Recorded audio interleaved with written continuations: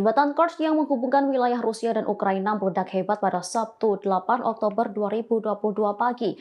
Detik-detik terjadinya ledakan itu pun terekam kamera dan beredar luas di media sosial. Beginilah detik-detik sebelum insiden ledakan besar terjadi di Jembatan Kerch. Sejumlah kendaraan roda 4 terlihat lalu lalang melintasi jembatan. Tak berselang lama terjadi ledakan besar yang disertai kobaran api. Beberapa mobil yang melintas terlihat ikut menjadi korban ledakan.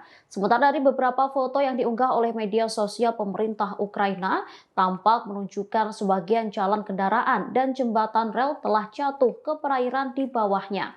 Api juga terlihat membakar dari gerbong di atas. Diketahui selain menghubungkan Rusia dan Crimea, jembatan ini juga menghubungkan Laut Hitam ke Laut Azov.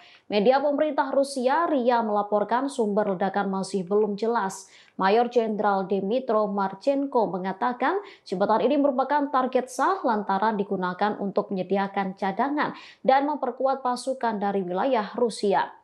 Kepala Administrasi Rusia di Crimea yang diduduki oleh Kryunskov melalui telegramnya mengatakan upaya pemadaman api langsung dilakukan. Diketahui jembatan ini rata-rata dilewati 40.000 mobil sehari dan menjadi akses bagi 14 juta orang serta 13 juta ton kargo per tahunnya. Setelah jembatan dibuka, Amerika Serikat mengutuk pembangunannya dan menyebutnya sebagai bangunan ilegal.